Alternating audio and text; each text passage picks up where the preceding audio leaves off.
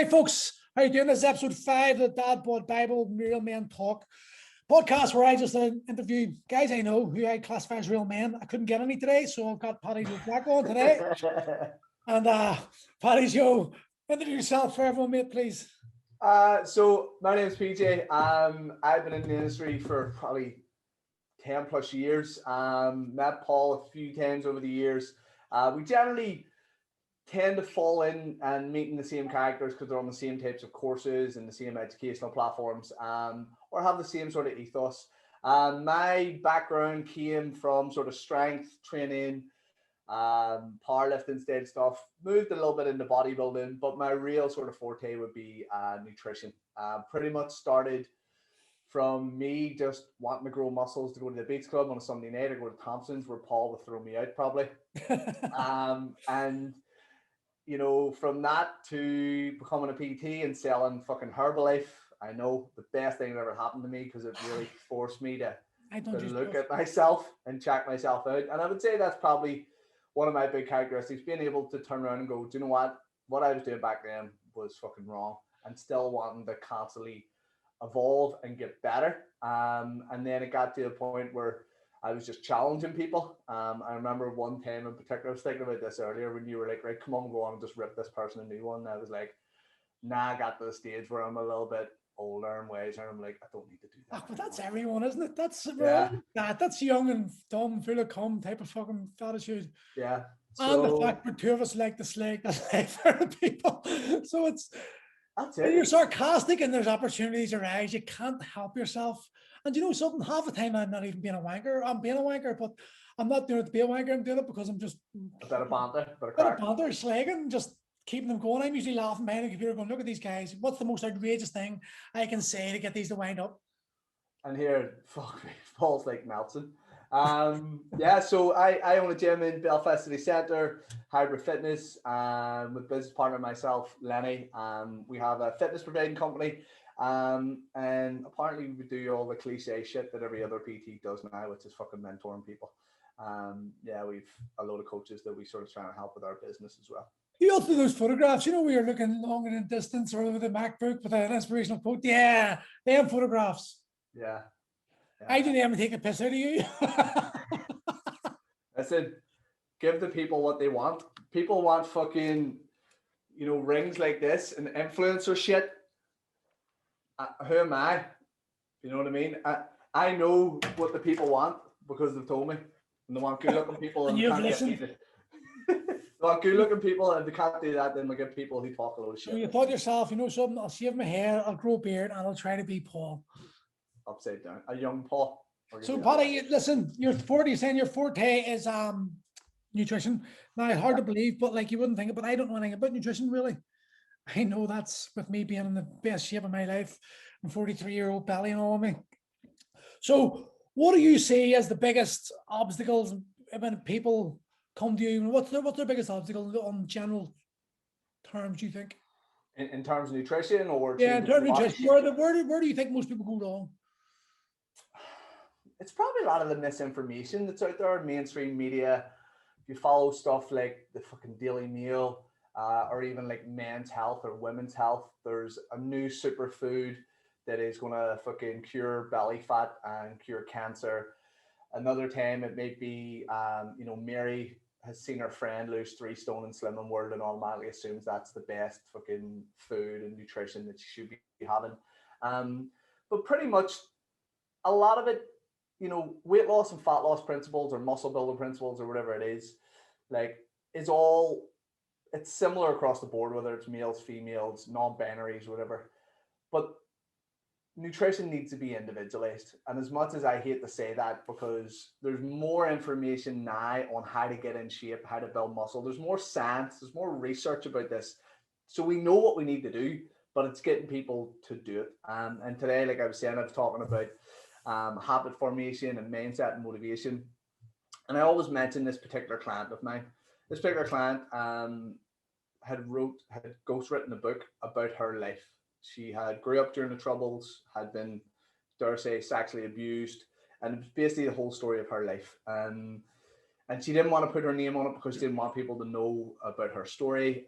So I bought the book from Amazon and I read it, and people were like, "Why?" And I was like, "Because I need to know how to get into this person's head to get them to follow the lifestyle principles, the nutrition principles, the stuff that I know is going to get her results." So in terms of, if we go back to that original question, what's the biggest obstacle? People want to be told what to eat.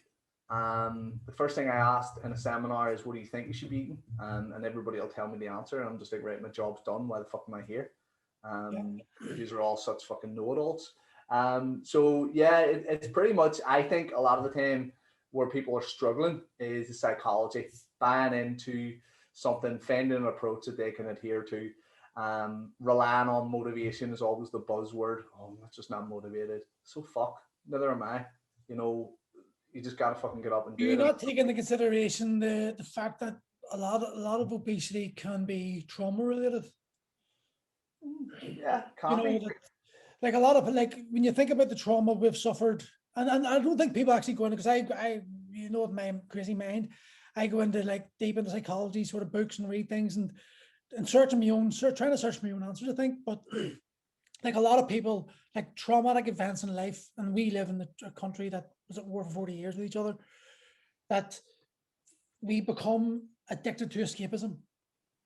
You know, so you've Yeah, got heroin, drugs, drink, tobacco. These are things that, you know, that they calm you down, that de-stress you. Some people, sex, you know, the subject abuse can be sex, you know, they're addicted, they go to the problem. But for a lot of people, the most easily accessible thing is food. food or When you drugs or yeah. when you're hungry, when you go into a shop to pay for your petrol, the bars of chocolate there, the crisps are there, you're feeling down, and that cycle of guilt, hate, guilt, you know, guilt. You feel good because you eat the food because you feel guilty, and you feel guilty for eating the food, and that cycle continues going. And I think a lot of people in society are stuck in that loop. And with, look at the stress we're under right now, you know, society, this chronic stress. What are people going to be doing? They're going to be moving less, and they're going to be turning to the comfort that they need. That's why alcohol is going to go up and all Which these is drugs. great. Which is great for our businesses in the long run. Yeah, like, you know, I was talking about habit formation earlier, right? So there's three things that happen. There's a trigger, right, or a cue, something that precedes something. So that trigger could be stress. You know, you're pissed off, you're stressed. You know, you've just been told your business is being closed, lockdown's happening, and then there's a behavior. As a, you know, something happens with that stress. Okay, there's behavior, and then there's a reward. And that reward for a lot of people, and I talked about this today, is there's a lot of people out there who feel like they have a sense of entitlement as well. They feel like, "I deserve this." You don't deserve anything. My old answer used to be, you know, people going, bottle of wine the weekend, you know, I had a tough week in work. I understand that, but you're being paid to do a job 9 to 5. See, if you don't like that job, get a new fucking job, right? Because all you're really doing is finding a way to reward yourself. And I talk a lot about Pavlov's dog theory. We, and I believe this wholeheartedly, we are not too far different from dogs, right? And I mean this in terms of we will Hey, eat, look. uh, we will eat nonstop. Like, we are, you know, driven by our basic fundamental behaviors in terms of warmth, sex, you know, security. All these stuff first precedes anything that we do. And as you were saying there, it's easier for us to turn around and go, "I'm stressed out." It's first world problems, in my opinion. I say this to my partner all the time when she cracks up. I'm like, "Listen, people are fucking dying every day in third world You know countries. something? Things are happening." I know what you're saying there, and I agree with it. But I also, in my old age, I suppose, I started to come to the realization that people can only judge what stress is on their own perceptions, their own experiences. So when we say, "Oh, there's people down out there," yeah, in perspective, I'm not, but they can't help how they're feeling. You Oh know, yeah, like, it's their their, stress matters. Their situation matters. And if you do compare it to somebody who lives, you know, in Africa and has a terrible upbringing, yes, of course that's going to make you feel like shit. But like, that's what I was saying. The old me would have just went, you know, "Man, the fuck up." But yes, everyone has their own ability to grieve. They have their own ability to go, like, "I'm having a shitty time," and you have 100% right to do that. But I think when we look back at that habit formation, that triggers a behavior, and that behavior will trigger some form of reward. And then if that reward is good enough, it becomes a habit. So those people going, "I'll have a drink." popcorn cinema.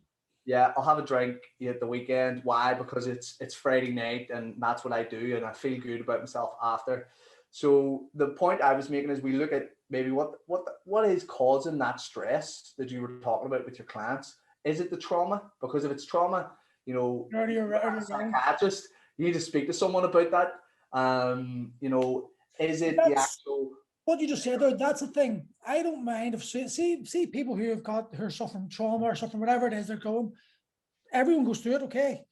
But when you recognize it and you stay in the same place and you do the same things and you know that you've got like everyone can tell me what to eat properly to lose weight. We don't do it. When you choose not to do it, or we choose to like give up every single time, oh, I'll start again on Monday, then it becomes your problem. You're playing the victim. And you're playing the victim card because you're wanting to justify staying in that place. And then there's an imbalance because what you're saying you want and what you really want aren't running congruent. It's not lining up. Yeah. Yeah, and that's where the internal stress comes from. A lot, you know, at the risk of sounding like, as you were saying, there are some people can be enablers and just say, no, it's okay and so forth. There's too many factors across the board, yeah. Because you've got environmental factors. You've got your partner around you who, you know, is a trigger, wants to eat Chinese, wants to eat takeaways, and you're trying to be good. Some of the things you might say there is you need to have a conversation, you need to address and say, listen, I need your support, because most people will just react the way that they react. So you've got environment, you've got work situations, people who are like, oh, all the ones in work are tempting me for drinking and stuff. And then it will come down to that goal-oriented approach. Are your actions aligned with your goals? Because if they're not, you're not going to achieve that. And we can only make things as easy and as simple and, you know, to try and get people to adhere to it as much as possible. I always say, like, I wrote some phenomenal, and I mean amazing nutrition plans where I put in the foods that people love, like every single day they can enjoy this, and then I'll build the plan out, and then they end up shit. Why? Because the person doesn't follow it. And so the plan was shit originally, even though I thought in my head, oh my God, I'm able to give this person a fucking sausage bap for breakfast, you know, and still get them results if they just followed this. But, you know, different factors, different stressors, environmental factors, habits, you know, not actually having a goal or not actually having willpower, discipline, all these things sort of play into why people don't get results. And that's what fascinated me, because I was like, we know what we should be fucking doing. Why don't we go away and do it? You know? Yeah. But it seems to be, it's crazy that when we're in a world where this industry is exploding, like just continually exploding, you're right in the epicenter of like helping that happen. But yet obesity is also exploding at an even greater rate. You know, that alone, that message, like what, like are people not seeing like it isn't about the training? You know, that's the smallest bit of pie. Where were you shopping? What are you buying? Why are you buying it? Is it because you literally can't afford it anymore? So it's a social problem now we've got, and that you're going to find that obviously in like lower income areas, the quality of food they can buy is not going to be as good, and there's going to have like a hormonal effect on people. And what's the long-term effect going to be in that? Like how we what's that doing to our DNA? And we know we pass our genetics on to our children. What's it doing to us, and what's it doing imprinting them? Are we making lesser humans? I know I'm going down a rabbit hole here, but are we actually causing degeneration of the DNA of the human being now?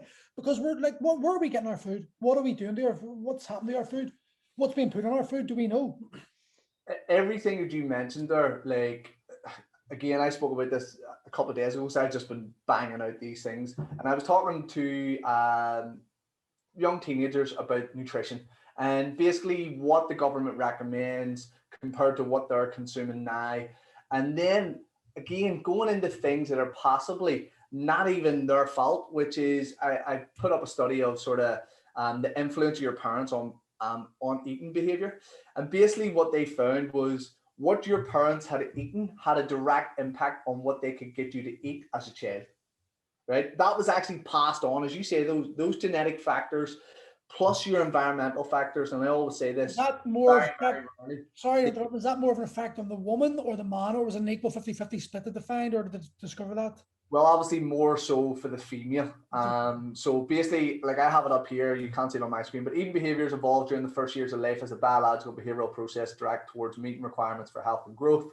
And one of the things down here, growing body of evidence suggests that the food choices a mother makes during her pregnancy may set the stage for an infant's later acceptance of solid foods. And what they did in the study was they got parents who were 3 to 4 weeks out from giving birth and got them to eat carrots. And what they found was when they give the newborn babies, you know, when they followed up with them, carrot flavored cereal, the babies like were more inclined to eat it and didn't turn their nose up essentially at it. And I was just like, because I remember seeing Lenny's kids, right? And they're the first kids I've ever seen like enjoying broccoli and avocados. And I'm like, Oh God, I've seen banging sweet. And I'm like, how did he do that? Do you know what I mean? Like, how do you get a taste for that? Because that's not something that's going to be like that I'm used to. I started off with sweets and treats, and I'm still one of those fiends today. And I really do believe it was a behavioral thing that. I would say mine was trauma related. Definitely, I would say the bullying and all that I experienced as a kid. Chocolate gave me my outlet. Yeah, definitely. And I think from fighting sports as well for you, there's horrible relationships with food with fighters or people who make weight.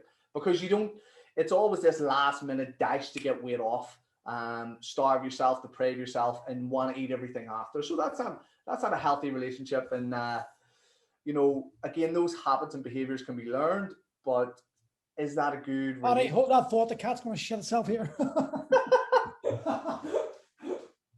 You've got a cat as well as a dog? Oh, they're not mine. I hate them. 2 cats. Jackson, get the bed. Oh Jesus. He's ready to eat the cat there. No, here the cat beats the shit out of him. The cat beats the shit out of him. Right, I'm back. Sorry for interrupting. But fighters. We're saying about fighters and the bad relationship with food. Yeah, they have a bad relationship. And as you were saying there about the likes of obesity, 2 of the studies I've shown, Guy Nat did a study in 2019, and he looked at the statistics in the UK and the US. The US's sugar intake has dropped. And between, let me check this slide just so I get it. Between 1980 and 2010, sugar intake has dropped by 20% in the US, and obesity is still continuing to rise. The same stuff was actually being found in the UK as well. So there was a decline in the amount of sweeteners and calories and stuff that people were consuming. Obesity was still continuing to rise. So what's the outcome, or what's the hypothesis for all this happening? Pretty much, and it's a really simple thing, is we're just overeating. We're just eating too much of everything. A study done in Amsterdam from the Power of Food, or from Amsterdam study, it's called the Power of Food scale. And basically what they found was first world countries like ourselves are more driven by hedonic pleasure eating. We eat because we're bored. We eat because it tastes fucking great. And then what happens is we're not eating for survival. And so we overeat.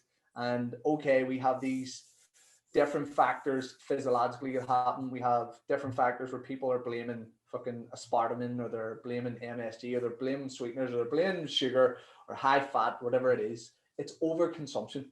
Okay, because as much as I wouldn't want a huge amount of sweeteners and processed foods in my clients' diets, there is no long-term research to say that it does this, it causes cancer, it does that. What's your opinion on like Coke Zero, Pepsi Max, consuming those type of drinks? Get it, Indy. Personally, I have one a day. I would have one of those like bottles of Pepsi Max in 150. But I love the stuff. Like, I be honest, like I really do enjoy my bottle of Pepsi Max. I think you need to weigh up things, right?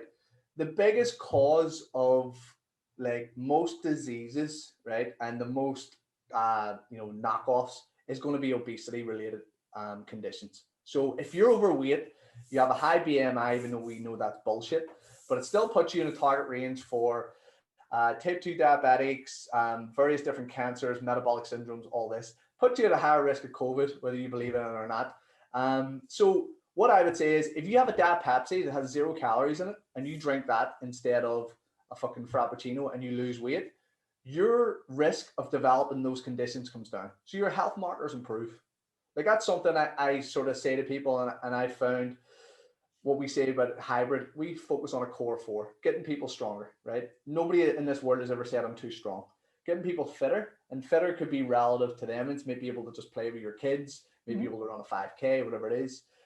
Get leaner, because I don't care if you are a man, fucking strong man, muscles coming out of muscles. Eddie Hall did it. As soon as he knew once he, won World's Strongest Man, he was retiring because he was putting his health at risk, regardless of him being the fucking strongest person in Who's the going to world. win? Yeah, sport Fighting, isn't aren't they?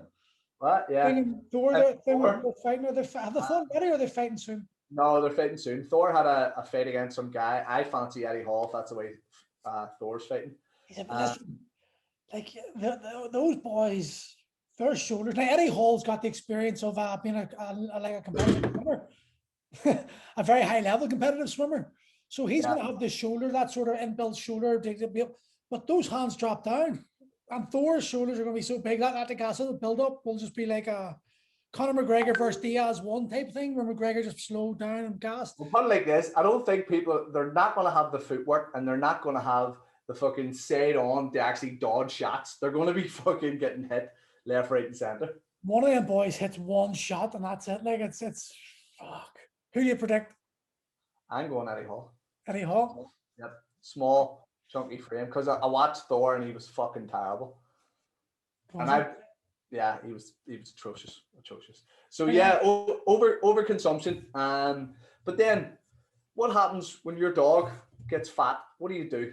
Walk more, cut the food down.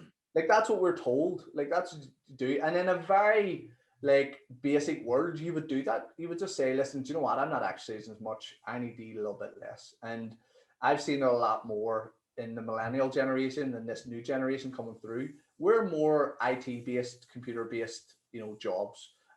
Nobody knows how to do a fucking trade. I'm terrible at it. I put more holes in this new house than fucking trying to do stuff.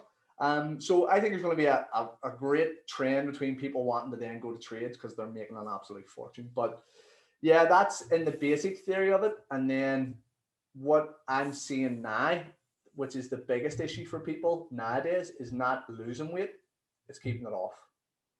Keeping it off, yeah, the rebound effect. Yeah, people can lose weight now. They know they can try crazy shit and lose it. They just can't keep it off. And that's where our message is going now. It's like, lose 10 pounds, never have to worry about it again. This is the difference between getting a diet and getting coached. And I think people need to understand this more. When you're paying higher end prices, you should expect more, but you should also then be committed more.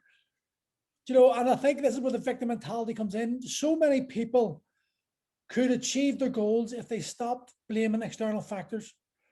And if like how many times you've been told by someone, you heard in the grapevine that someone left you because they weren't getting results, even though they're training a group of 8 and 7 others have got the results, but it's your fault. And that's that blaming yourself, that victim mentality that you've cultured and this society has cultivated from so many of us, and that's what keeps us down. I think they want the government wants unhealthy people because the government are being paid by big pharma, and there is no money made in health. There's money to be made in sickness. Perpetual sickness. So to me, it makes sense too, and then you've got your food manufacturers that want to cut corners. So let's put a lot of preservatives into cheaper meats, which again will have a hormonal effect on us. So I think there's more to it than thing. But ultimately, what we can do ourselves is own our shit. The only way you don't do that, and it's one, as you say, plays for me a bit of the victim role, is a lack of education. It's not rocket science that people who are out of shape are ones from poor social economics, places like where I'm from, Short Strand, where you're from. Like there's a lack of education there. It makes sense. Then you mix that in with anything that every human person wants, which is a return of investment. Why buy one Mars bar when you buy 4 for £1? It makes more logical sense to do that than it would to do that. So, I always tell my guys, it's like we shop in the aisles around, we don't shop in the middle aisles because that's where all the junk's generally going to be.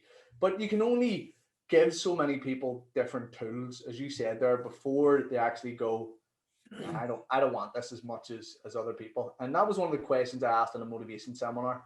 Do you believe, true or false, that some people are more motivated than others? What do you think? Well, I would say some people have more drive, and the reason I would say that would be because you've got people from, your personality's shaped by, your DNA as well, but also the environment and your parents and your influences at a young age.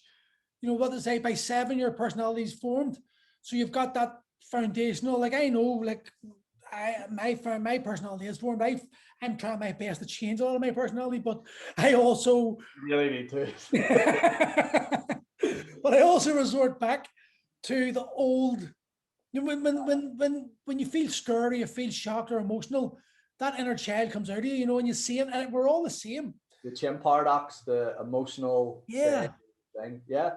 Like, But I would say more people there. So I'd say like with people who have come from parents, like I talk to my kids, when I talk to them, I tell them exactly what to do. I'll say to them, no, you can't do that.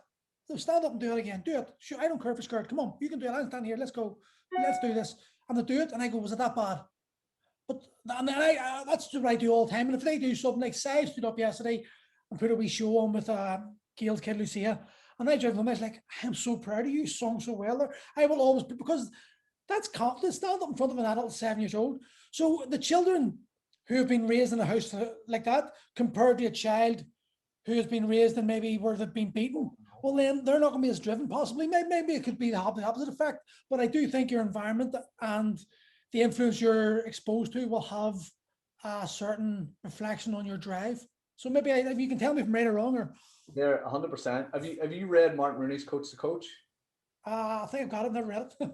Get it on audiobook. It's phenomenal. But there was one thing that stuck out from there, right? And it's a phenomenal book. It's just basically a little story. Is never miss an opportunity to tell someone you're proud of them. So even just doing that with your child, that is a reinforcement of what she's done as positive. And I remember Dan talking about this girl that owns like a creche type thing in No Limits. And he was talking to her and he thought it was just a creche. He sent her child to school. And he was like, no, we follow this Swedish model where we never say no to the kids. Like they could go and grab a glass like this and they're going to smash. And they're like, okay, is that the best thing to do? Right. So like, I was sort of going, I was like, well, that's a type of environment. I would want my kids to smash shit up and learn from it rather than being told, listen. You got kids? No, I don't. Exactly. I'm sitting thinking here, like, I'm just thinking my 4-year-old grabbing a knife and me going like, okay. I'm going to get that fuck out. You're a Christ, there shouldn't be a fucking knife there. Like, there shouldn't be but here, you know, so like a glass of smashes could be just like a knife. I'd be like, whoa. Like, Save is the most clumsy child. I love her. She's like so clumsy.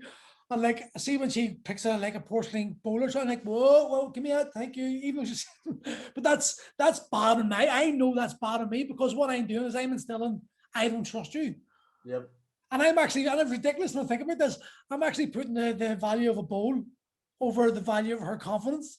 That's actually a profound experience. I just thought that there. Thank you, Paddy. But yeah, like in terms of the environment, on our talk the other day, I just say be careful where you're taking your influence from, because like nowadays in terms of millennials and some of the younger generation, you're looking at social media and you're looking at these people who are either pushing fad diets or they're putting up airbrushed photos, and you're feeling like I'm worthless, like I'm not as motivated as them.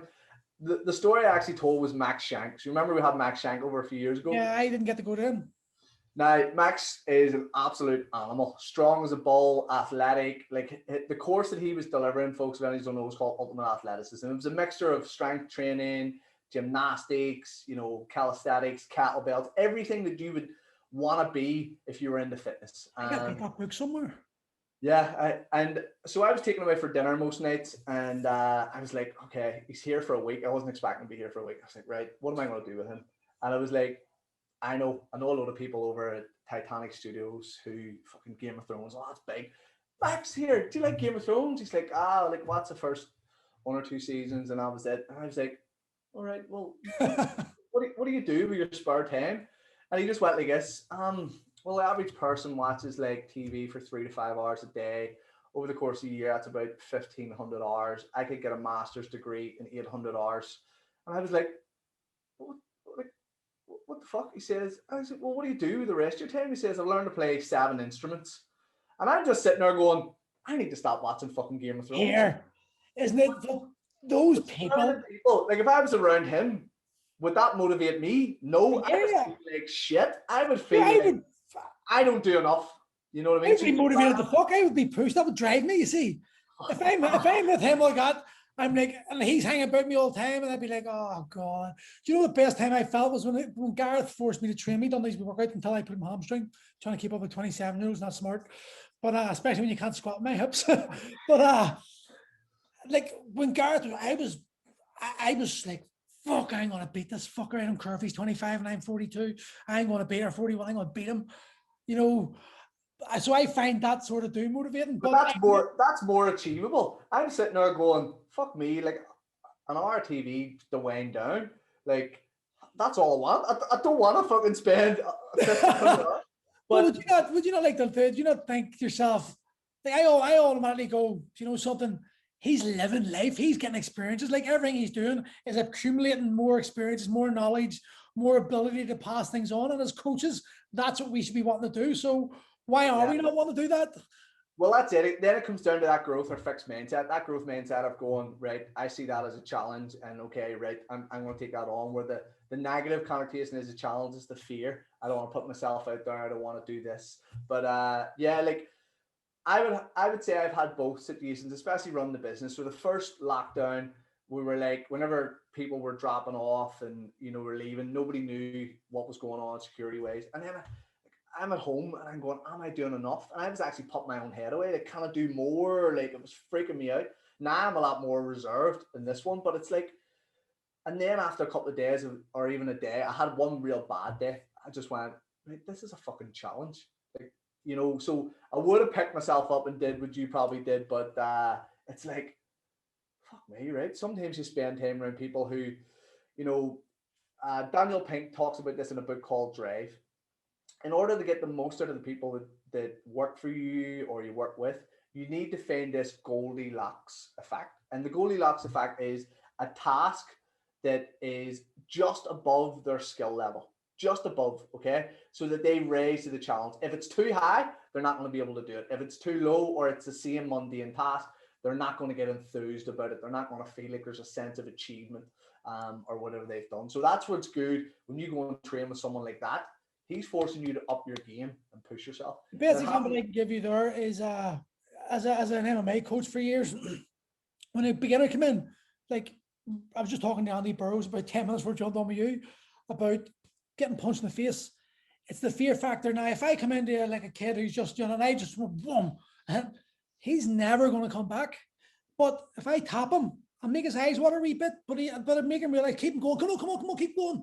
And he gets up and I'm like, see, you're okay, pop. By the 10th pop, that nose isn't hurting that much anymore. It's not, you're not hitting him that hard, but he's no longer the fear. And then you can maybe bring him in again and do that and then build it up until eventually they're just smiling as they get hit in the face like it's nothing. And it's that like accumulation of stress, that's the key to that. So it is this. And that is the exact same as walking into a gym, right? So see the people that walk into your gym, the people who walk into my gym, it is not their place. It's not where they feel the most comfortable. Like I always tell people, I'm the most confident person in the gym, but put me in a hairdresser's, I'm out of my fucking depth, right? So I'll not feel comfortable. So I always used to tell my staff, and you've seen our gym before we had the window stickers up, big massive windows, people would look in. I always told my staff, wave at them, smile, say hello. And Shauna Bellew, who tortured her one time at a kettlebell workshop. She says that she signed up for our course because she walked by and she was looking in and I waved. I was at the front window and she came in and she ended up signing up for a $2,000 PT course, right? But it was just something as simple as making people feel a little bit at ease. This isn't the horrible place that you think it is. It's not full of those people grunting and girls with full cases of makeup. Like that's what we pride ourselves on, being the anti-gym.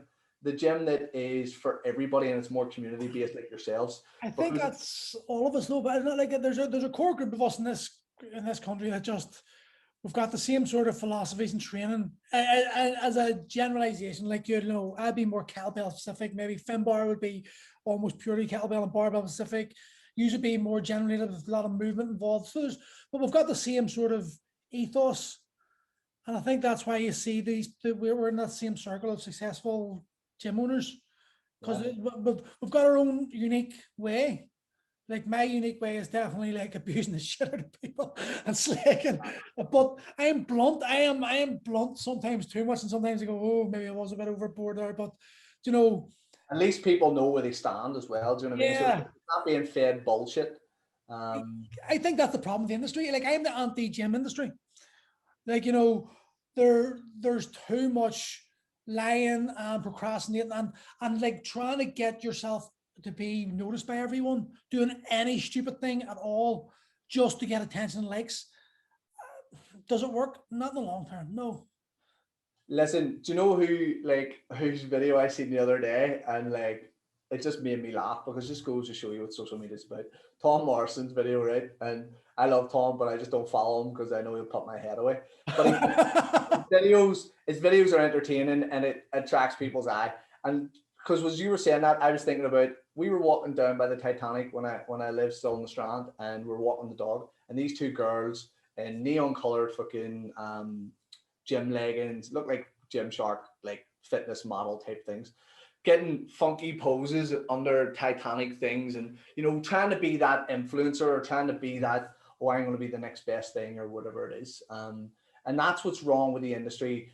Like, there's an awesome book there again from John Berardi, Changemakers, and we send it to everyone. It's a great book, isn't it?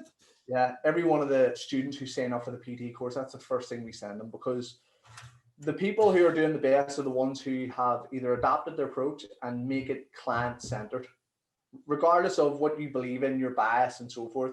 The good thing about a kettlebell is you can do every fundamental movement that the human body needs to do, so you're still going to get results, whether you do a barbell or whatever it was. And there's a guy I follow, Coach Kassam from N1, and he actually said something. I was like, that really makes sense, and it's in tune with what way I train, which is like, for so long we've trained around instruments, we've trained around barbells, we've trained around, which might not be what way the human body is fundamentally designed to move, but we use these things as progressive overload, and it was more the barbell. That's why kettlebell is so good. It can move in a variety of ways. It allows your body to move, but a barbell is quite restrictive, and I love barbell training.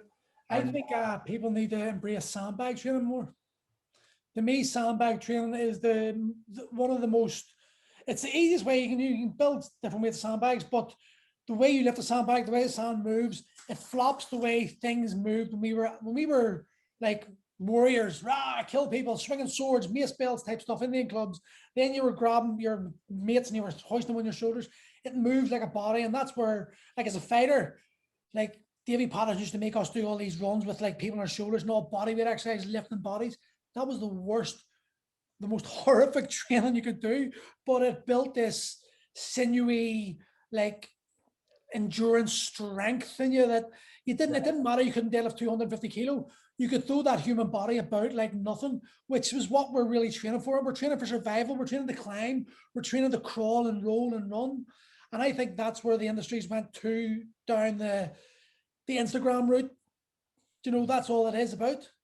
And the only flip side to that is, and the reason why I'd say that people are doing that stuff is, yes, we probably should be doing all that, but we aren't hunter-gatherers the way we were. People are not under the same stress, so they know they can just do basic fucking saddle playing movements and get away with it until they fucking, end up with poor posture or whatever it is. So yeah, like, I'm all for any form of expression of movement. Like, I used to be a few anti things. I've realized over time that anytime I feel like that, I challenge myself to put myself in that shoes. So I'm not anti anything. I think anything that can benefit the body. I can see benefit in most things. There are some stupid things like a shake weight. I know you love that shake weight, but I don't I don't really think much of that. But bar that, there's nothing feels better than pulling a PB off the floor to me. I'm like a deadlift, you're like, boom, or getting a big bench press. There's an ego side of it. And anyone who says you don't train for ego, you're lying. Of course you do. Because everyone wants their wife to look and go, fuck you. Yeah, there's a funny story we have about, we used to have a shake weight, right, in the gym, but we right? No, the first gym we had above the bar, somebody had bought it from TK Maxx, one of our trainers bought it, right? And you have to shake it, right? So what we started to do is we started to wind people up. Now, they didn't know we were going, right, we're going to do a fitness test. We're going to do a basic plank, right? We're going to do a hold, and you have 30 seconds, right, to shake this weight. And honestly, one of my childhood friends, he had no clue. He was shaking this thing like this. right? I was going, mate, it has to be faster, because we used to just mess about and have a laugh. And I swear to God, we were in absolute rafters. And even like the girls, we would get the girls to do it, and we were trying to hold our laugh, going, yeah, keep going, yep, yep, yep. But like I actually had people in a kettlebell class doing conga lines, right, with leg kickouts, and they were actually now this is just me fucking about, because at some point I think that expression of me enjoying myself comes across. But Of course, you have to do that. That's banter. You like, have to learn to laugh at yourself. Are you sure I have to kick her leg out and put her arms on her shoulders? I was like, yes. And then you know what happened a couple of weeks later, because I'd wound them up so much. I was like, right, we're gonna do bear crawls, and nobody had really done bear crawls. And they were like, nah, PJ, you're having a fucking laugh. You're messing us about again. Because I used to go, right, reach up, have a wee stretch, put one arm down, and they'll all be standing like this. And I'm like, now you're all little teapots. And they're like, what? Yeah. I done the one the crawl with all the girls that I was training in Al's place when between Iron Fit and Primal. And I had them all crawling. And I said, pause, okay, lift your left arm up. Good, keep walking, lift your right arm up, okay. Lift your left leg up, cock it out the side. They all cocked it out the side. They look like a dog's pissing. And they were the only ones that didn't catch on with the whole rest of the gym video. But that is what you need to do. Yeah, if you do not associate training with laughter and relaxation and like laughing, crying, it's a stress release. And it's an endorphin rush when you're lifting weights, So if you need to have that good association with that. And when you build that relationship up with it, I find then for 3 months, I don't even really bust my clients' balls about food. I just give them general advice and just get them focused on one thing. Let's get you here every single day, because I can't help your diet if I can't get you in the habit of coming up. So for 3 months, I won't even really care about the diet. I'll give them the hint. I'll say to them, how are you eating? Let's mind you do this, that palm, that just simple guidelines. But after 3 months, we'll really start talking about the nutrition element and how you can improve. Because for 3 months, when you're moving more, lifting more, you're going to lose more anyway. So it's only for 3 months. You're in the first 3 months, you're not going to really need, you're going to see results enough that's going to motivate you enough, and it's going to be slow enough and steady enough that it's going to be lasting. So I've sort of adopted that approach, and that's just from pure experience of being 43 now, and understanding what a 43-year-old man sort of does. And I want my beer, and I want to chill out, and I don't want to be running about all day every day. And I embrace fasting, which I want to talk to you about anyway. I embrace fasting because it's easy for my lifestyle. And I think that has to be one of the things that the Instagram has confused so many people with. Like you're bombarded with carb cycling, It's just, what do I do? So I combine everything and it goes fucked up.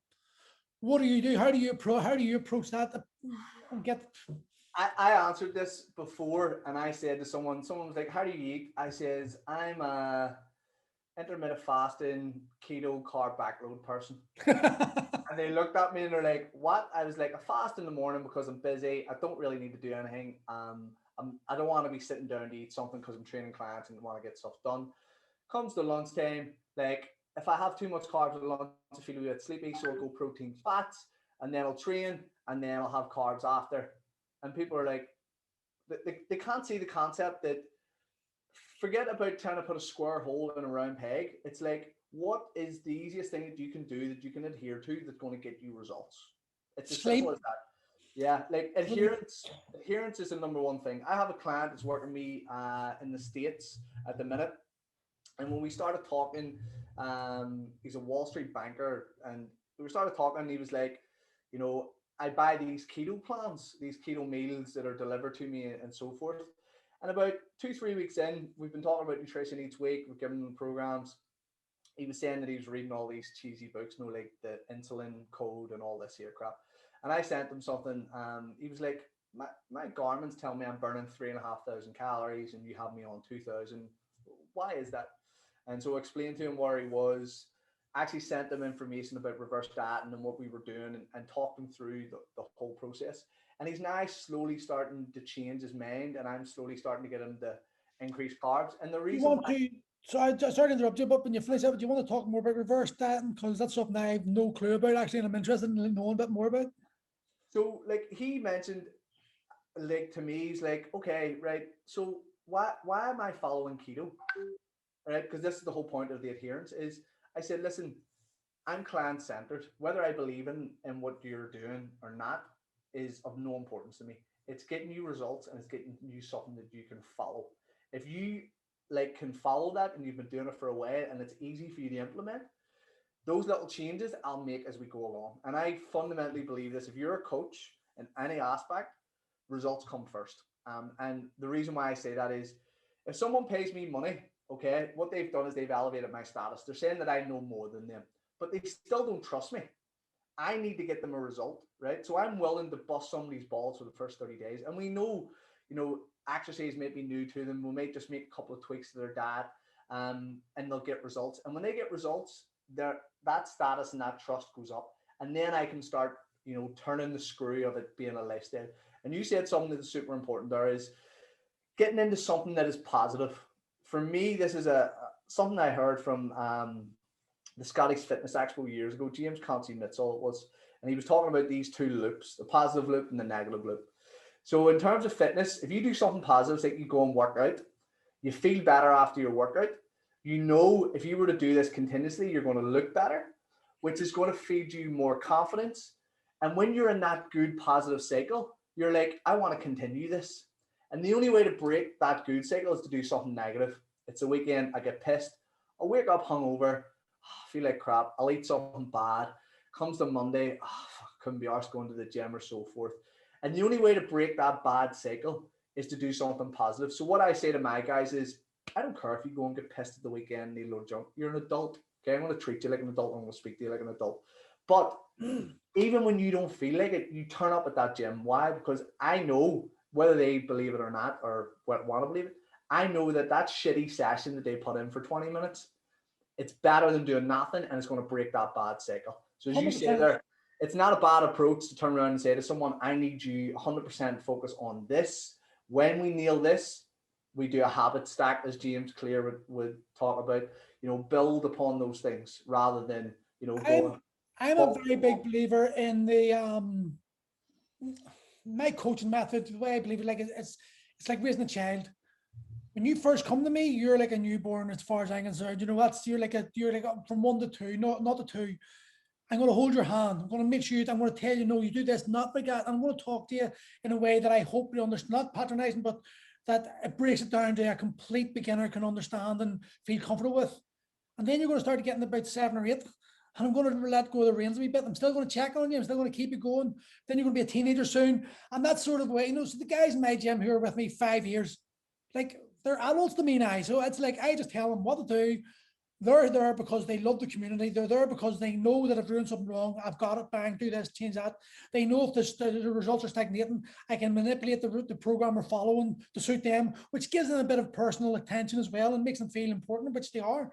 And I think that's very important when you're doing a group setting like I've got. You've got to be able to individualize programs to let people know that if this isn't working, we've got this, and you've got options. That's what builds a community. But yeah, I've lost my track of train of thought. Like, see, based on what you're saying there, this came to me over a year ago, and I ended up doing a seminar on it. Right, I was taking another nutrition seminar. We usually do like a workshop every month for the clients, whether it's kettlebells or barbells or nutrition or motivation, whatever it is. And I was taking nutrition, and a lot of our clients have been with us a long time. And I was like, I'm going to say the same fucking thing here: track your calories, eat this, do that, blah blah blah. And I went, you know what? I'm not going to talk about that. Right? I'm going to talk about something different. And I went, okay, well, what do people want to leave with? They want to leave with information that's individualized or specialized to them.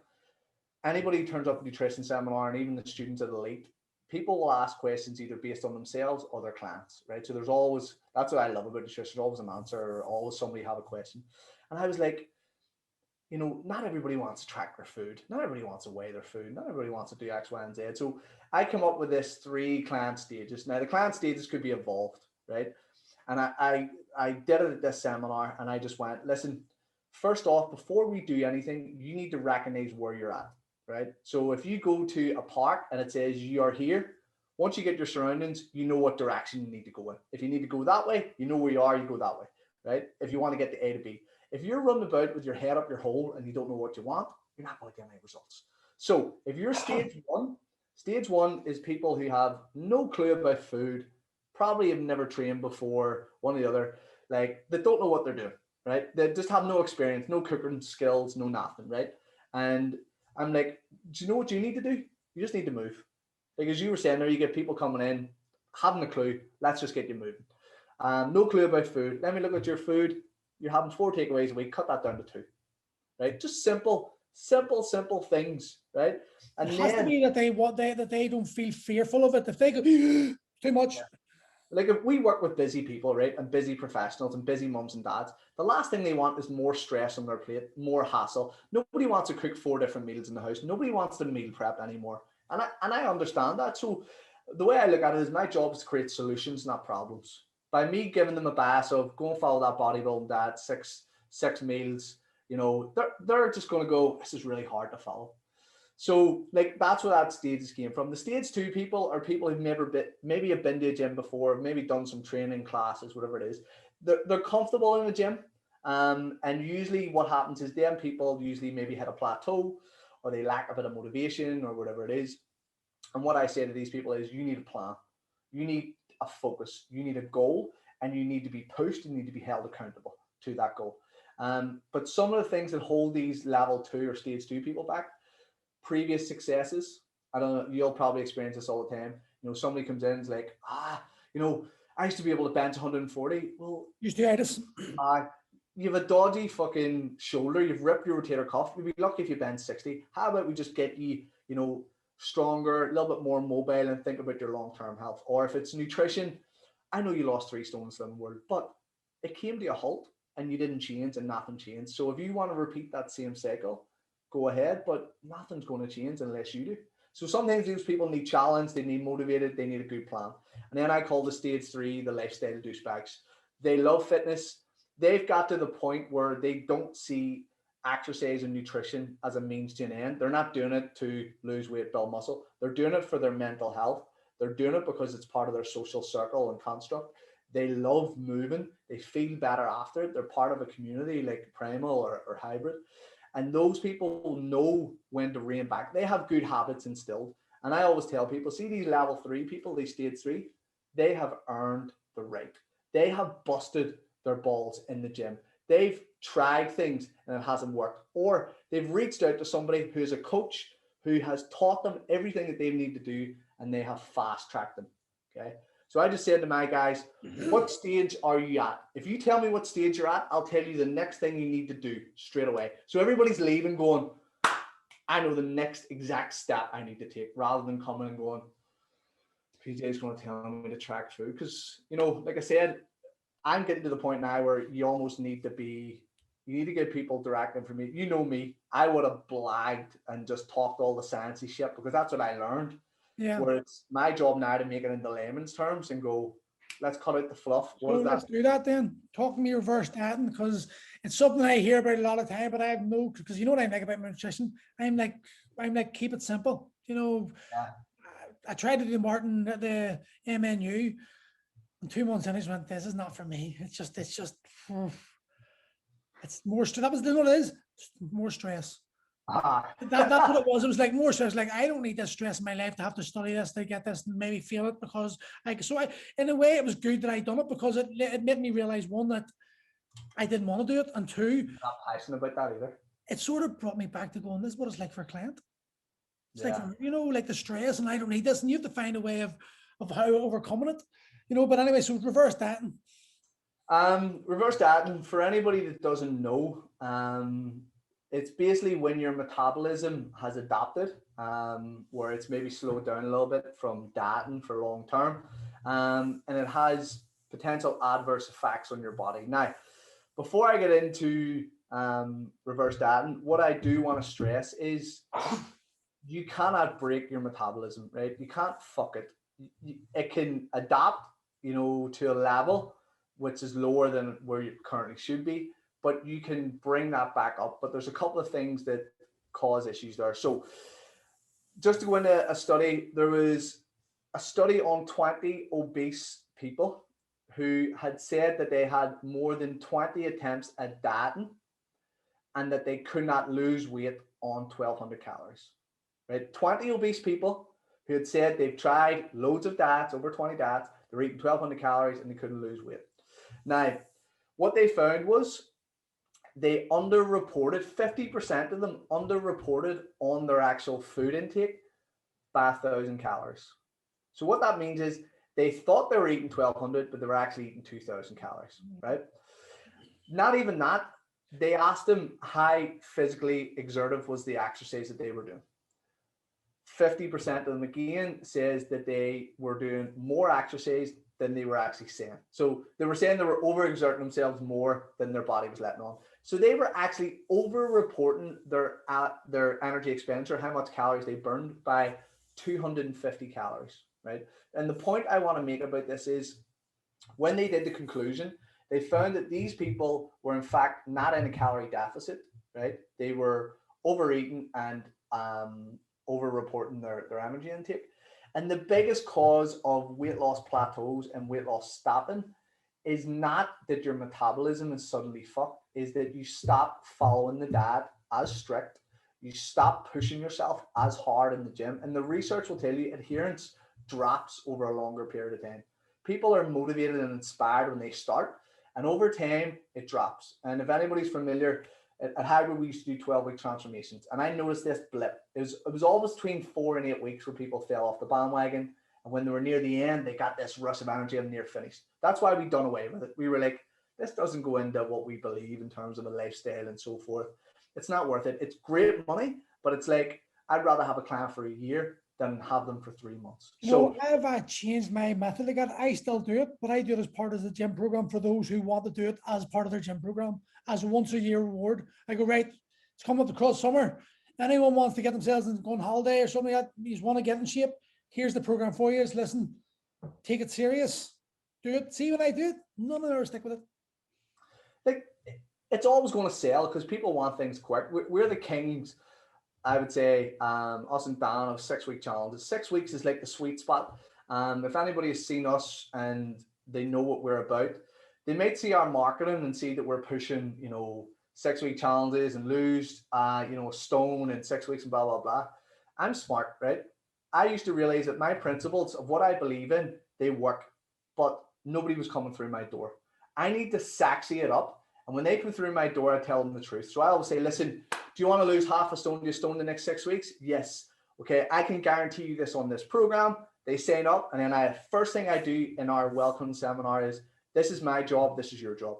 My job is to give you the best training, best nutritional advice, push your ass as hard as you can. None of that matters unless you turn up with a smile and do the work. If you want to lose that stone, you do the work. So instantly I separate that person who feels like, I paid for this and I deserve results. You gotta work your ass off. But like I said, I gotta sexy that up to get people through the door. And then once they realize they get the result, then so forth. But if we go back to that, reverse that, most people feel like their metabolism is fucked. People are going, oh, I'm in starvation mode. That's why my body's holding on to all this fat and so forth.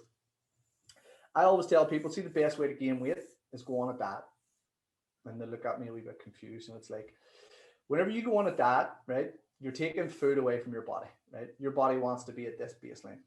So all those calories that you take away are slowly totting up somewhere, okay? So say you should be eating 2,000 calories and you're eating 1,000. Over the course of the week, that's a 7,000 calorie deficit, yeah?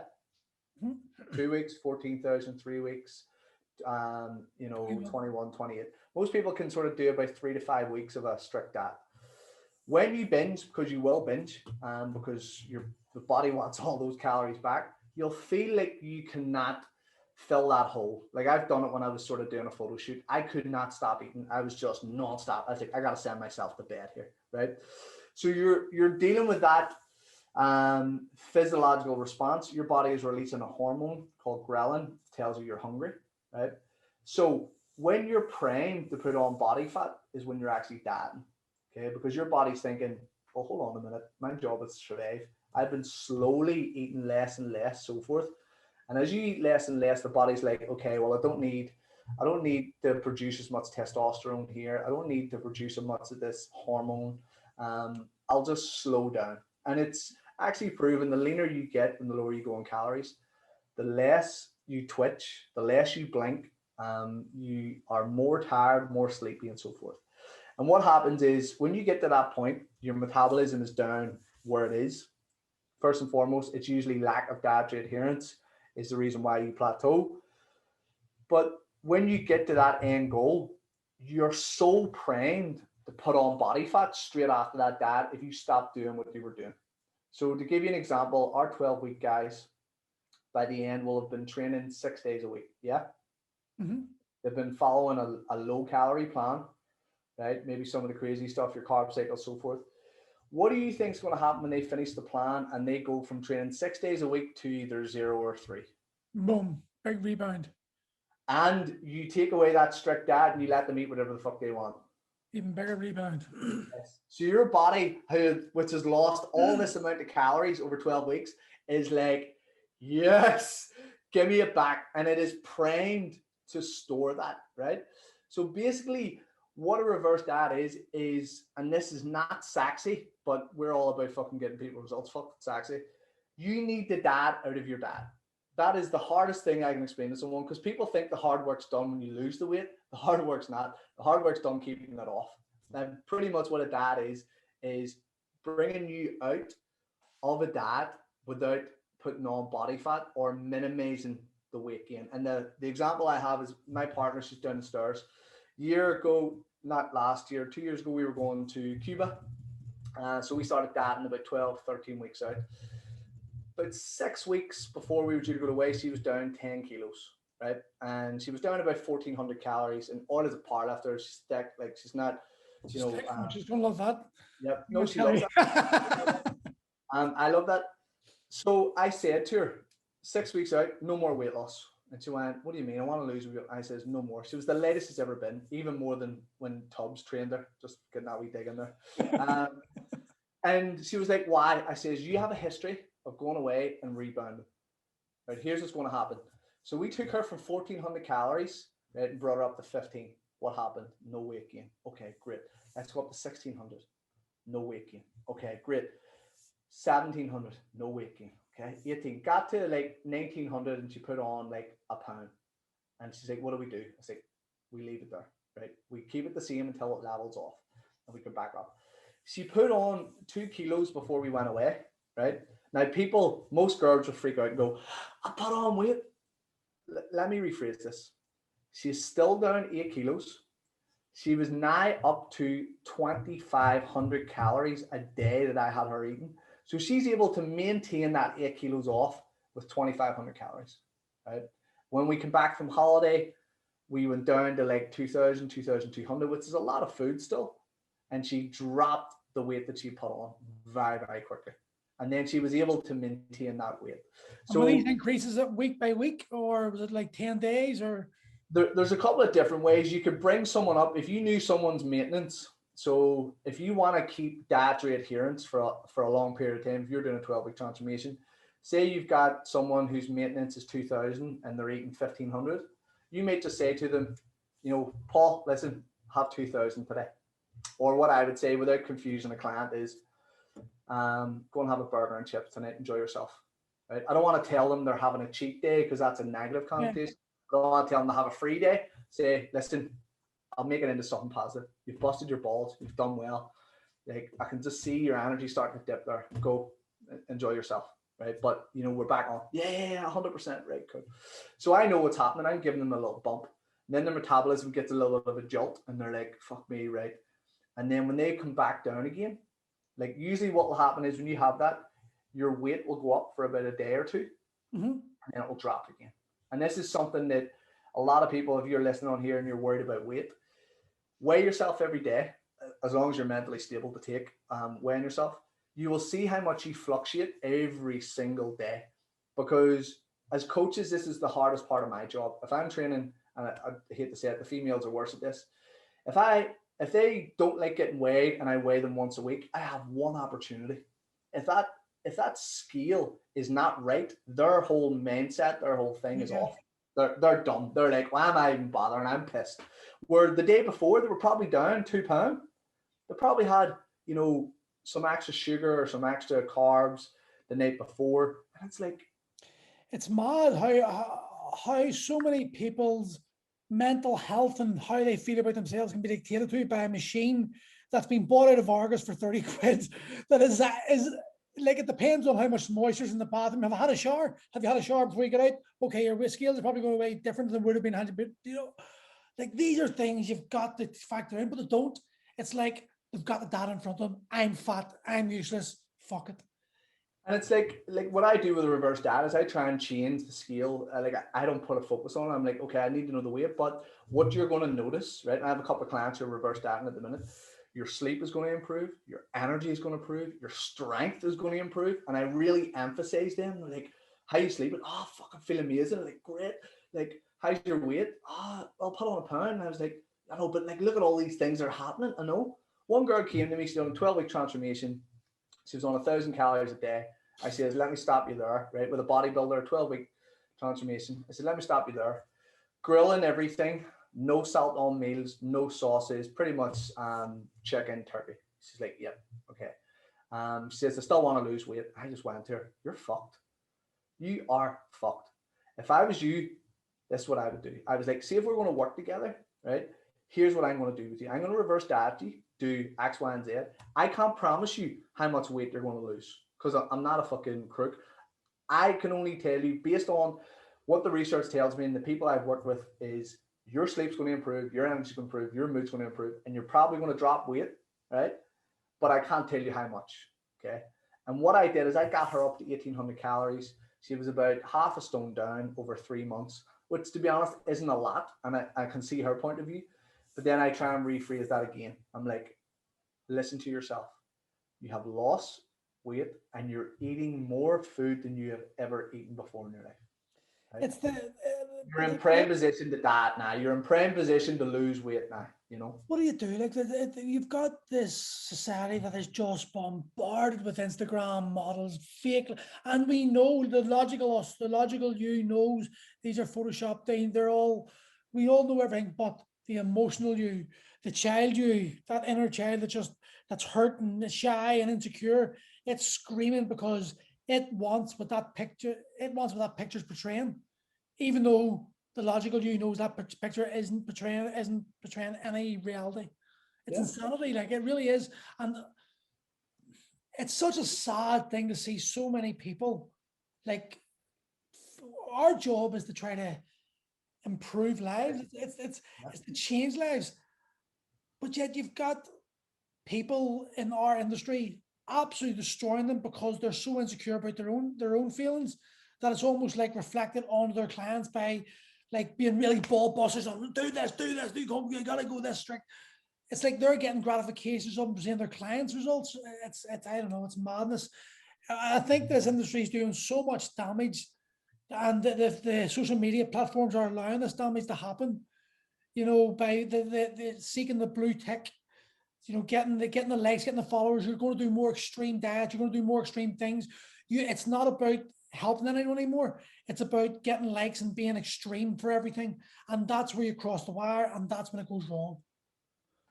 Like my problem, because I obviously train people to become personal trainers, and I tell them the honest truth. I was like, the industry, like I feel for personal trainers now. I used to hate them. I used to say, you know, they're fucking ripping people off or they're torturing people or doing things wrong. Now I actually feel for them because if I had someone who came to me and they were like, I just want to lose weight, right?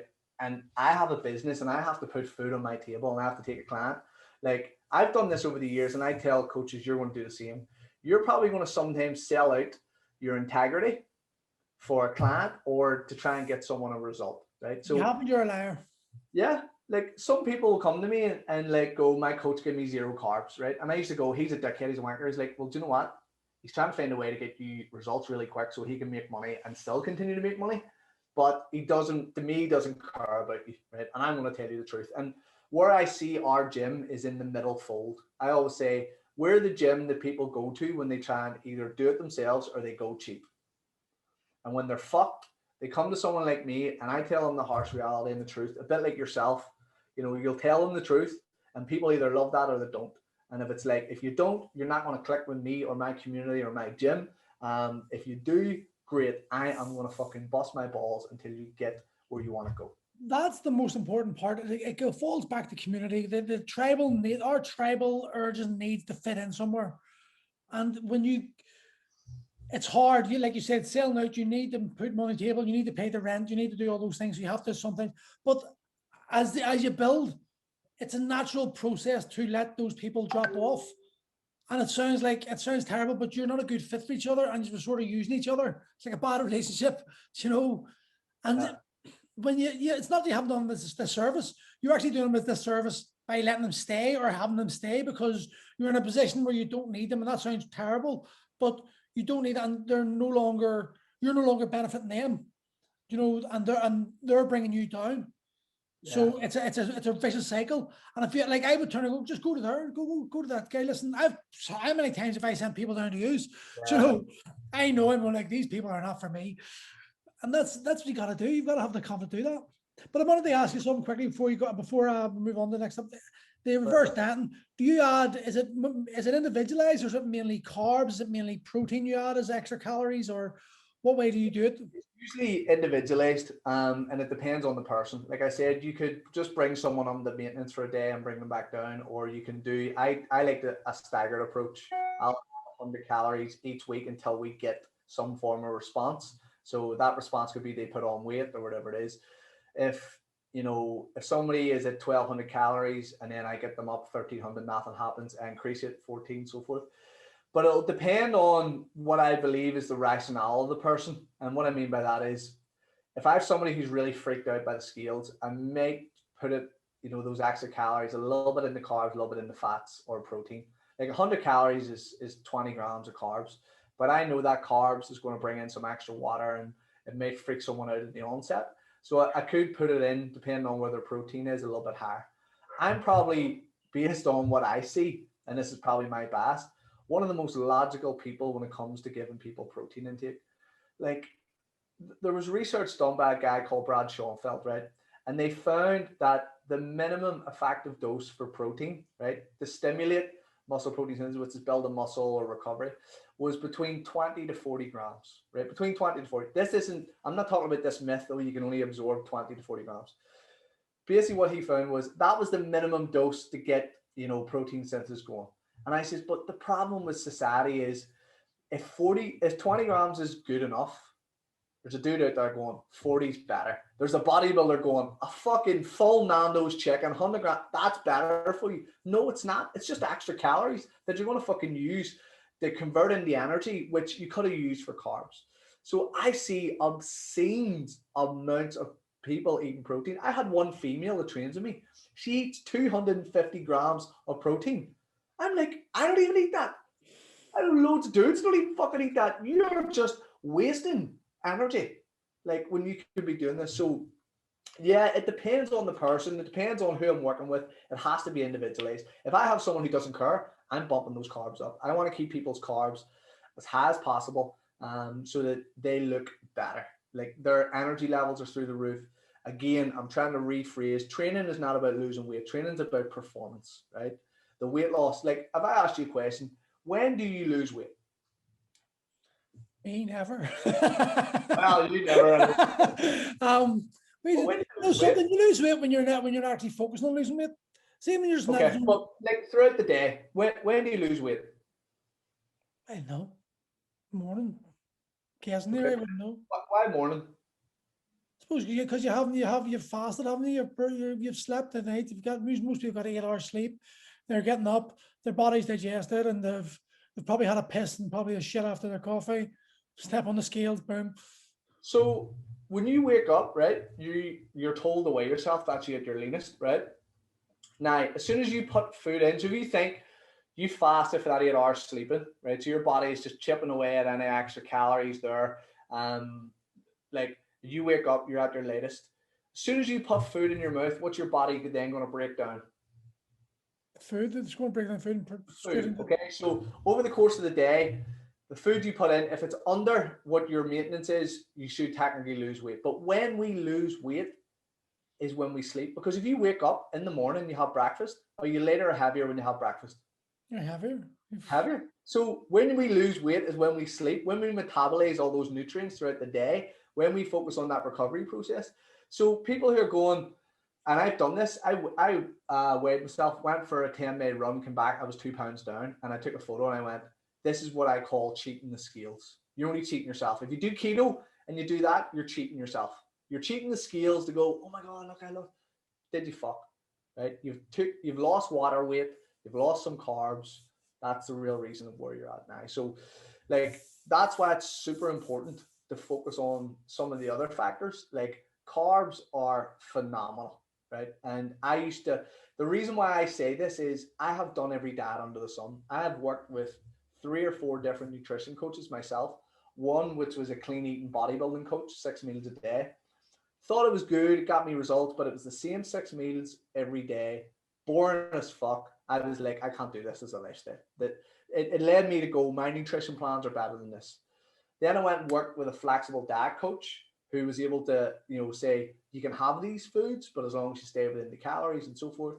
And then I got really into that. But I used to be, proteins, fats. No, I don't believe in having carbs. I've been through all those phases. I've hated dairy. I've blamed gluten. That's probably the benefit of where I get my best results from all my mistakes. Like From every going, good coach. yeah. Like, do you know what I realized there a while back? And I actually sent it to him. Martin McDonald is so popular now, right? He was actually on a forum one time, and I was talking on it, writing on it, sorry. And I was saying that, leading cause of what's happening is gluten. I'd read Dr. Michael Kessler's The Wheat Belly, and I was like, it's gluten.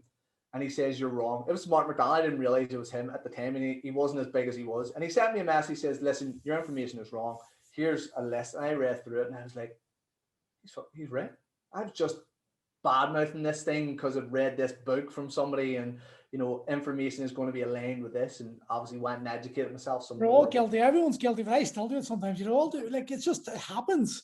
You've And got confirmation bias happening, and you've got your own personal bias, and it's going to happen. Even if you're around people who are all believing it, like if you're CrossFit, paleo is the best diet in the world, and every time you say, like, if you say paleo's wrong, you've got 40 people shouting, "Yeah, paleo's right." That's where you're great at stirring up a bit of that anger and resentment in people. And I've realized now that, like, that situation where you were saying, come on, go on, rip into this person.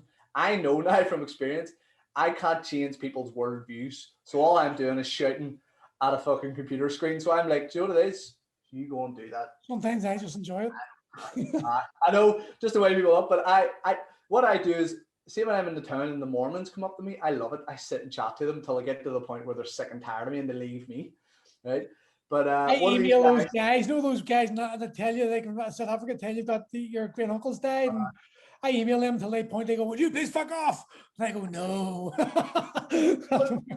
Like they're trying to change me from Mormonism to Christianity, so they're trying to impose their will. Anytime someone imposes their will on you or anybody out here who's watching this, you're just going to go, fuck off, mate. I need to figure that shit out myself. So you can guide them, but you can't force it. Exactly. So tell me this, last question for you. We're talking about diets, reverse diet, and all the extremities. Where's the balance? Where's the sweet spot, and how do we find balance? And a short answer, because I don't do short answers. Yeah, whatever it takes for you to answer the question. So, just to give you another bit of insight, I started my career when I had all these mistakes, looking into and buying all these nutrition courses and going and speaking to the best minds in the field, and thinking that I had to manipulate hormones and do all this here shit. And what happened is I end up coming full circle. I used to go to these nutritionists and say, listen, how do you do X, Y, and Z? And know what their answer was? It depends. It depends. And I'm sitting there going, hold on, mate, I fucking paid a decent amount of money. I don't want to know if it depends. He went, well, can you tell me, history, diet history, training age, weight, relationship with, and I was like, fuck me, it really does depend. And I went full circle and I've done the same thing. Because see, when I see things like, manipulate the stress hormone, do you know how you manipulate hormones? What the fuck you put in your mouth? So what is the one thing? We can't control hormones, but we can control what we put on our mouth. That is the one thing. We can control how much we exercise and we move. So if I was giving anybody advice out there, forget about the fads, the crazy things. Control the controllables, and the rest will take care of itself. And that means you working your ass off. I call these prerequisites. You need to be pushing yourself physically at least 3 times a week. Right? At least, right? You need to be sweating. And I mean, I had this phrase, to clear your mind, you must punish your body. And this is my way of escaping work and so forth. I've now changed that because it was quite derogatory, was to challenge my body. Yeah, that's I about used to have girls come to a kettlebell class and, you know, in Queens in the PEC used to work and lift an 8 kilo kettlebell. And I was the only coach that went in and says, we don't use the weights in this class, right? We don't use these weights. I can't lift that. Next minute, they're deadlifting the 16, a 24, whatever it is. I think, see if you're going to leave here, because I knew a lot of them were students. See if you're going to leave here and eat a Chinese after this, right? You're going to fucking earn it, right? You're going to push yourself harder than you ever thought. I actually got, the only complaint I've ever got about my coaching came from the PEC. And the girl says to me, listen, you're going to like it. And I says, what is it? Said, your class was too hard. And I was just like, fuck me. And I was covering a girl's class. She did the same class every week. I just went, see if that's the level that people are at. I can't do this. Like, there's too much fucking snowflakes in here. Yeah, it's the society we live in, mate. It's the world we live in, you know. It's just, yeah. So it pretty much is balance. Start off with the basic fundamentals. Make sure that you're moving and you're controlling your exercise and how much you walk on the daily. Increase your water. I did the most Googled fitness question last night, which was basically how to lose weight fast. If you wanted that, it's completely different to the best way to lose weight. yeah. Pretty much keep your water super high. Make sure it's got electrolytes in it. It's not just tap water. Train your ass off minimum 3 times a week. Like, physically push yourself. Eat a diet that is 80% whole, single ingredient, nutritious foods. If you're eating too much, you're obviously going to need to cut back, regardless of whether it's healthy or not. And then the other thing is find a hobby, a sport, something you enjoy. Why? Because you'll not even see it as exercise. Like, the weather's going to get good. If you want to go down the towpath in Lisburn, you jump on a bike and you'll cycle for 2 hours and not even think about it. And you've burned a shit ton of calories. And now you've got a fitness lifestyle without having to go and spend 9 hours a week in a gym. It's no longer a punishment. People see the gym as punishment. You know, I've done bad, and that's the association that's really need to be worked on. We're marauding animals. We like to, you know, wander the plains. It's walking, hiking, get out in the mountains. Not only is it physically exerting, it's a grounding. You know, like, I'm a big, you know, I'm the flip flop man. Like, I wear flip flops everywhere, and every time I get, like, my feet are on the grass. You know that, and people think, oh, hippie stuff, but it's energy. It's there's a connection, vibration, and we need to understand this more, and we need to embrace it more, because that's the only good thing I've seen with this lockdown, right? People keep spouting and trainers keep spouting about mental health, right? I don't even think trainers know what that actually means, right?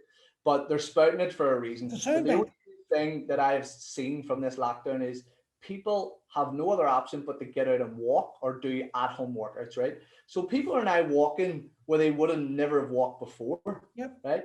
And now they're starting to get this association with activity helping mental health. That's what we want to promote. We want to promote, because nobody wants to go to the gym and get their ass handed to them or busted and go, oh, well, how's that good for my mental health? Because I was beat down or that fucking weight bit me. They want something that is easy, that's positive. So physical movement is going to precede that mental health. Your body is crying out for mental stimulation, physical stimulation, spiritual, you know, as you were saying there about the vibration stuff that comes off the earth and so forth. That's what health is to me now. It's not about looking like a bodybuilder, even though I still want to. I still have that ego. I still want to lift heavy. But, like, it's an all-over approach. You know, that another female client, the wife of the guy who I'm taking from the States, she's going through menopause. She's going through massive changes in terms of her job and her lifestyle, has a back injury and so forth. So I'm praising her to the hill, going, I actually didn't realize how much transition you're going through. But, like, being in a certain environment around these people, being more positive, being around people like me who are geeing you up, it's going to give your persona and everything about you a kick, which means taking on daily tasks like going for exercise becomes easier. So, yeah, the approach is, personally, if you want, I'm sort of like a punch with a hug. I give a punch with a hug. You know, it's like, here's the brutal truth, but listen, we can get through it. Because that's the reality. You know, the brutal truth is you need to hear the brutal truth, and it's going to be painful, and no one likes to hear it. And you may take offense because you may be snowflaked out, but that's your problem. But if you take the hug, we'll get you through it. Yeah, I think we're turning into like fucking LA. You know, like if you think of the movies where people are so much good at bluffing and bullshitting, where now people just respect honesty. Yeah. And it, as brutal as it sounds, and you might not be the flavor of the month, aka Sunday World, But you know, they'll at least know and go, okay, he has values and beliefs and so forth. Yeah, And, you know, I don't care about shit like that. But you know, because they got 3 clients of that. So they help me out. But that's the society we're in, where it's all about flashy lights and let's just get on the next one, clickbait. It's just clickbait. Let's get people angry. Let's get people divided and fighting, and then we're stressed, and then we can't lose weight, and we feel shit, and then as that cycle continues, you know, we take it out on other people because we're not happy with ourselves. See, just talking about that, see the biggest issue I'm finding with people is people are, you know, why people are all saying they're tired. Yeah. Right? They're not physically tired, they're mentally tired. Yep. They're just overstimulated mentally, and then they're like I have it all the time because of stress of work and so forth. I'm like, I need to fucking lie down, but I'm not physically exerted. I'm like, and then sometimes you start attributing the physical tiredness and mental tiredness together, and you don't want to train because I'm too tired. But you're not. Training's actually the best thing you do, because it's going to be like, oh, I'm not tired at all. I just didn't have stimulation. Exactly. That's why I'm standing at my stand-up desk, because I was sitting down having a cup of coffee, and I see if I sit down here, I'll feel like I'm going to daze off. Because that's my third talk today. I'm literally doing this because my head's going melted in lockdown, and I want to talk to people who I find interesting and have actual. Do you know what? See, if we met together like in the street, we wouldn't talk like this. We would slag each other, banter, and a bit. But see, when you actually come up, that's why I'm enjoying this podcast and then going like, I'm actually talking to people I want to talk to. And I'm talking about things that we've actually devised a topic almost. We're here to have a conversation. Therefore, we're in a different mindset. We're in a different zone energy-wise. And you open up and you end up, this has been one of the best conversations I've had in a long time, PJ. Yeah, like I found that when I did our podcast is you'd be surprised at how much people want to talk and how much they want to open up. And yeah. I seen something today. I don't know if you're familiar with the technology, but Clubhouse is a new social media app. And it's pretty much basically like breakout rooms. It's only on Apple devices at the minute, but there's all these celebrities are joining in, and say they start a room, say me and you start a room, there can be people that can wait to get into that room. We could just be talking about nutrition, and you might send an invite out to your clients and you can invite them in. So it's literally like listening to a podcast, but if we invite them in, they can talk as well. So next minute we're having a discussion about this, and we have 10 people in this room, virtual room, and you're like, listen, what do you think about that? Like, I think personally going forward, it's going to be an easy way to connect with the rest of the world. And this app has just got an extra 100 million. There's 2 million active users, I think, on it currently. And there's people like Drake and all these top movie stars who are using it because it's like eavesdropping into their conversations. Yeah. And there's a guy talking about it, Elon Musk went on it, and the place shit itself because everybody wanted into the room that Elon Musk was in. And you can only get invited in. You can't like go and see. Right, yeah. It's very exclusive and stuff as well. But I think that's the future. A bit like these conversations. You reach out to people who are willing to talk to you. And again, that's why I love stuff like Joe Rogan, because it's so diverse. Yeah, that's what I'm sure. That's the DadBodBible, real men talk. That's what I'm calling it, because real men need to talk. And it's like real men talk, you know, like talk that men want to listen to. That's my aim anyway, because hopefully it works. And I'm enjoying it anyway. It's like, I don't think it's going to bother me anyway, because I'm enjoying the conversations. And if other people enjoy it, brilliant. If not, I don't care. I did. And I've learned something from it. You create connections, and like that's what human beings are about, creating connections and creating pathways, because you may cross path with a person, you know, like McGarry, I know you're down there every fucking other week. Just drop it up in that caravan of yours. I love it. It's great. So, oh, fuck, sure, no, Sean, I'll go down there. You know what I mean? So yeah. And I just don't think we talk enough. And it's a lost art, and it's something I'm enjoying bringing back. I've made a conscious decision to talk more people, because I think you can learn conversations when you have an agenda, and sort of like the agenda is we're going to talk. And then we don't have a script, because I didn't give you any questions really. And in fact, you said to me, do it. And I was like, oh, whatever. You know, I just put a topic out and let's see what we're talking about, and let's see where it goes. And went mental health, it went everywhere. It was great. But we'll call it there, mate. That was brilliant talk. My Clubhouse will be good for you. Yeah, buddy. Thank you very much for everything. And I'll speak to you soon. Yes, I'll see you in a bit, mate.